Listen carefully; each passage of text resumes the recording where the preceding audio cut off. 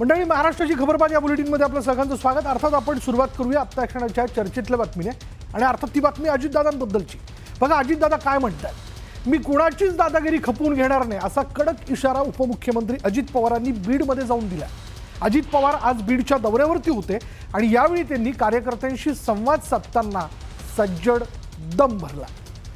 बीड जिल्ह्यातला गँगवॉर, जातीयवाद ते विकास अशा विविध मुद्द्यांवर अजित पवारांनी भाष्य केलं। चुकीच्या व्यक्तीला सोडणार नाही, त्यांच्यावर मी मकोकाच लावायला सांगितल्याचं दादांनी स्पष्ट केलं। संतोष देशमुख हत्याकांडानंतर बीड जिल्ह्याचं महाराष्ट्र हादरलाय आणि या हत्याकांडानंतर बीड जिल्ह्यातील खंडणी प्रकरण असो की गँगवॉर असे अनेक काळे कारनामे उजेडात आलेत। त्यामुळे आता पालकमंत्री म्हणून दादांनी कडक भूमिका घेतली आहे। एखादा चुकीचा वागत असेल आणि त्याचे धागेदोरे लांबपर्यंत पोहोचत असतील तर तिथे पण पाठीशी घालण्याचं काम करणार नाही असा स्पष्ट इशाराच अजित पवारांनी दिला आहे।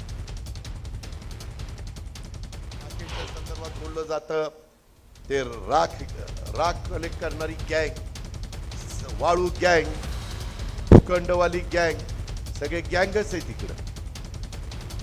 पण ते गँग आता स्वतःसारख्या सरळ करायच्यात त्यांना, त्याच्यामध्ये त्याला इलाज नाही। तुम्ही घाबरू नका, तुम्ही चुकूही नका, पण तुम्ही कुणाच्या दबावाला घाबरू नका। आपण भीती बाळगू नका। मध्ये काही घटना घडल्या, त्याच्यात आपल्या बीड शहराचं आणि जिल्ह्याची बदनामी झाली, त्याच्यात आपल्याकडनं कुठल्या चुका होऊन देऊ नका। जर कोणी चुकीचं वागत असेल तर त्यांच्यावर पोलीस कारवाई होईल, त्याला पाठीशी घातलं जाणार नाही। वेळ पडला तर त्यांना मकोका सारखा त्या ठिकाणी कायदा लावण्यात येईल आणि त्याच्यावर कारवाई करण्यात येईल।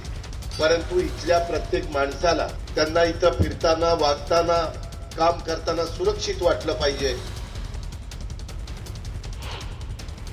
तुम्ही पण कुणाचा अनादर करता कामा नये, तुम्ही पण जाती जातीमध्ये तेढ निर्माण होईल अशा प्रकारची वक्तव्य होता कामा नये, किंवा तशा पद्धतीने सोशल मीडियावर पण तसे मेसेज हे पाठवता कामा नये।